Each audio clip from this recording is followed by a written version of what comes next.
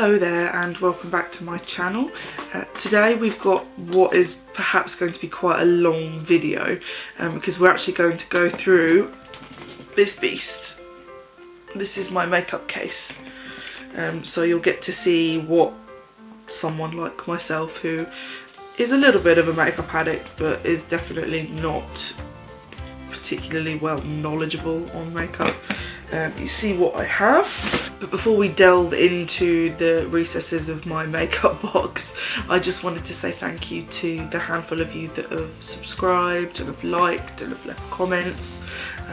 There's not loads of you, but I kind of like it that way, especially while I'm learning the ropes and figuring things out, and I'm still getting to grips with editing, and even being comfortable in front of the camera is proving to be a little bit more difficult than I thought it would be, but it's been fun so far, and the reaction to the videos that I've put out so far has been positive on the whole. But then might be because most of you that are watching probably know me in some way in real life, but hey, that's definitely not a bad thing.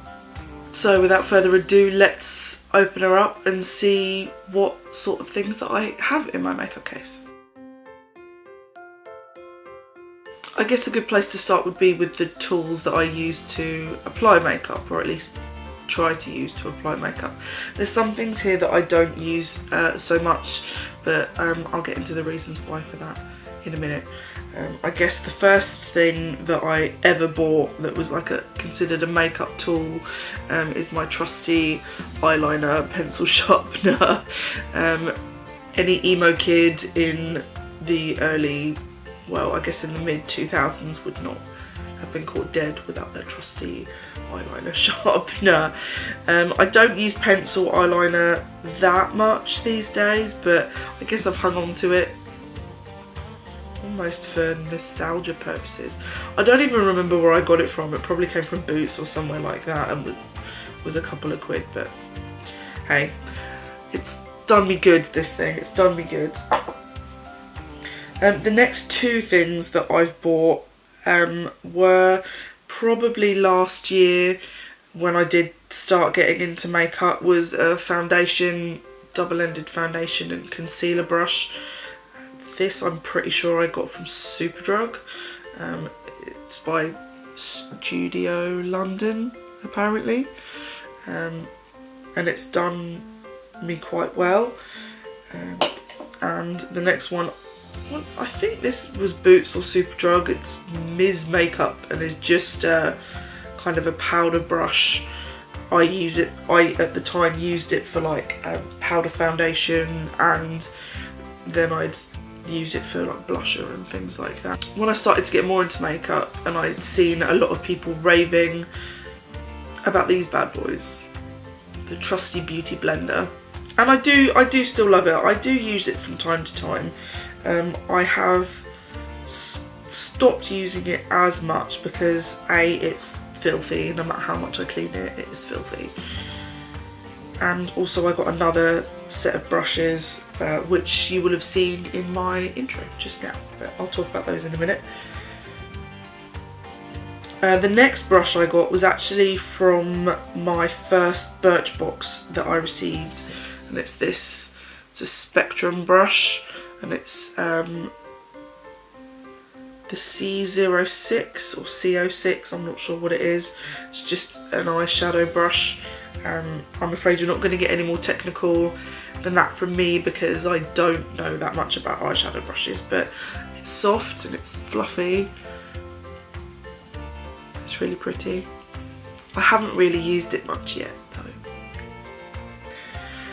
Maybe as I continue on this journey I'll start to get to know eye makeup a bit better, and I'll be able to actually use this. This next brush set I actually got not long after. A very dear friend of mine actually sent me the Swamp Queen palette. She had ordered it twice by accident, and rather than send the other one back, she actually sent me the other one, which was really sweet of her, and I will forever love her for it because she really, I guess, awakened my love of makeup.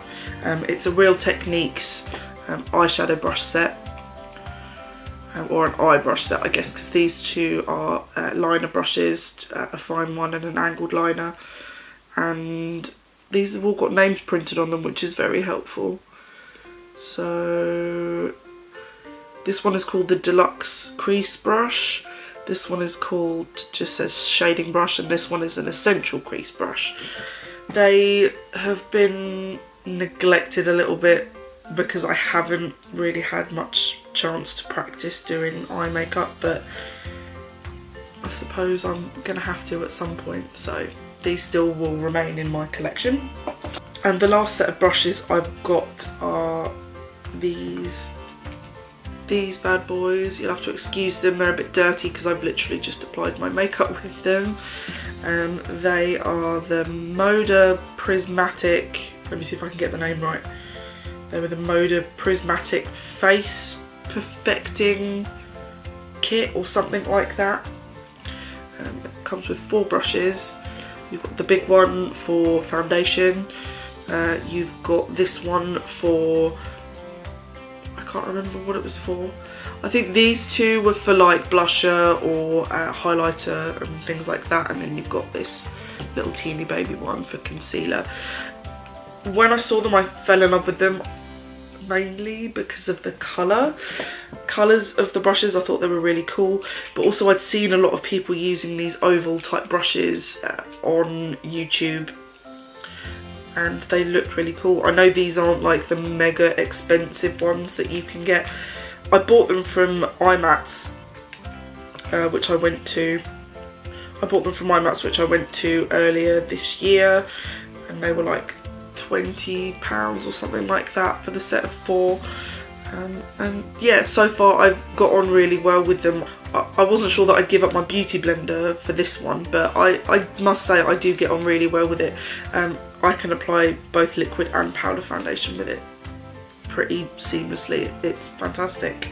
So I do love these. So stuff for my face. These are all just, it's kind of got, I've got a bit of a mishmash of everything in this category because they are just things that are for face rather than anywhere else, so I thought I'd stick them all in the same one. My first thing is the Maybelline Baby Skin Instant Pore Eraser.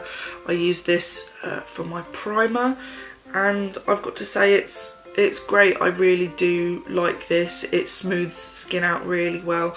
I do have some quite large pores across my cheeks, and whilst it doesn't literally get rid of them, I still am unable to achieve the flawless foundation application that some of these awesome beauty gurus have. But this thing helps me get there kind of a little bit, but yeah, I do love it.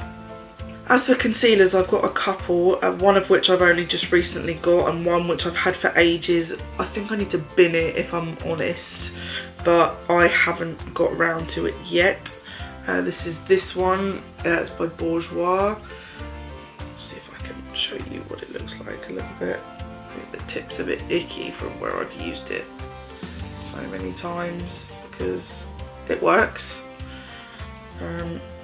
But I found a little bit with this goes a long way, and it doesn't really match my skin tone, but this I would tend to use just to go under makeup rather than on top of it, just to hide, you know, marks and dark circles and things, and that's it when it's kind of, that's it when it's blended out a little bit. But for the most part it worked. I just don't use it so much ever since I got my Kat Von D. I love this stuff. The Lock-It Concealer Cream. It's fantastic. I have it in shade L5 Neutral, and because I am a pasty son of a gun, it works. It literally covers a multitude of sins. Covers absolutely everything. Once again, it looks terrible on the back of my hand, but it's such an amazing formula. I know I'm using my fingers and not a brush to smooth it out, but I did say I'm an amateur, didn't I? So that's it just there. It is fantastic. I do love it. Once again, I got this at IMATS earlier this year. If any of you are makeup lovers and haven't been to IMATS, go next year. I'm pretty sure there'll be one in London like there was this year. And it was like £50 a ticket. My best friend Emily paid for me to get in. I was very lucky because she's a superstar. If you're watching, Emily, I love you. Yeah, she actually paid for me to get in. But also with the cost of the ticket, you get discounts on everything. So this, I think, was like £16 instead of, I think it's like 20 odd. So it was a little bit of a saving, which is good. And you get varying discounts and stuff. But anyway, back to this. This is great stuff. I would highly recommend it. I would also really like to get her powder foundation as well, because that looked fantastic. But we shall see, maybe IMATS next year. And then foundation. At the moment, I've only got one foundation and I'm starting to run out. I definitely need to get more. This is the Rimmel Wake Me Up foundation, if you're going to focus camera. I have this in shade 010 Light Porcelain. I'll show you what it looks like. Once again, I can't blend this out very well because I am just using my finger. That's it just there. Don't even know if you can see it.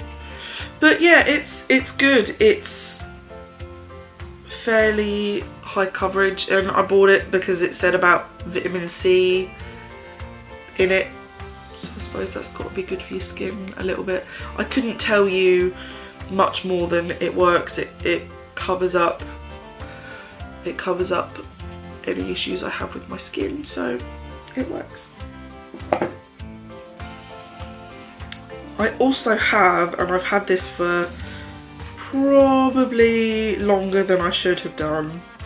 Actually no, it says 30 months on the back of the packet, so it's not that bad. But it is down to pan. This is the Rimmel Stay Matte Pressed Powder. I have it in shade 001, which is transparent. I've always used it as more of just a finishing powder than an actual foundation in itself, because it is transparent. It just stops me from looking shiny. Whilst I don't have oily skin, I do sometimes get a little bit of a sheen, so it just keeps me nice and matte. So this is a very good product. I will be buying more soon because I am nearly out. The next one is a powder that I haven't actually used yet. I'm so not going to be able to say this brand name. I got it with a Birchbox.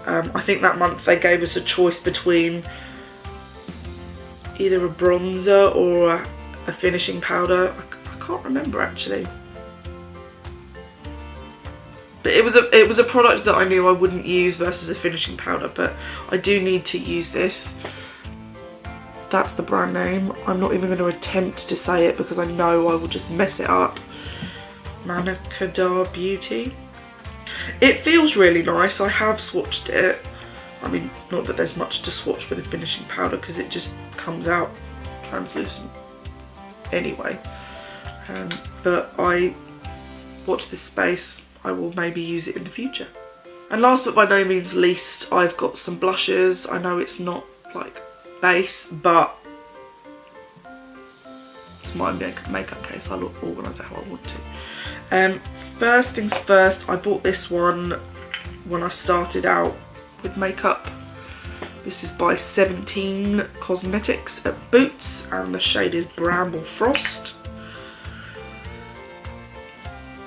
It's quite a pale looking one, but then I'm quite pale myself. Focus. It's cute. I really like it. It is nice. You have to be a bit careful because it actually looks darker than it does in the pan once it's on, but it's a nice colour. And my other, probably more used blush is it's this one, Bourjois Paris. This is what it looks like when you open it.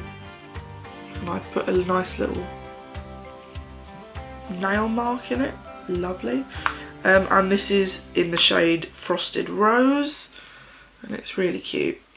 It's really quite subtle, so I'm not even sure you're going to be able to see it on my finger. You do have to build it up a little bit to actually be able to see it. I'm actually wearing it on my cheeks now, so that's what it looks like. Hi guys, really sorry to have ended the video in a little bit of an awkward fashion, but having got halfway through everything, I've realised the video is going to be way longer than I wanted it to be. So I thought, why not split it into 2 more manageable chunks. So this is the end of part 1. Part 2 I will hopefully get up at the weekend, and thank you very much if you've got this far. If you're new here, please do hit that subscribe button and feel free to leave me a comment down below on what you think of any of the products that I've covered so far. Sorry if you just heard a strange noise, that was my cat. Anyway, hopefully, yeah, I will get everything up at the weekend and I will speak to you all soon. Thank you, bye.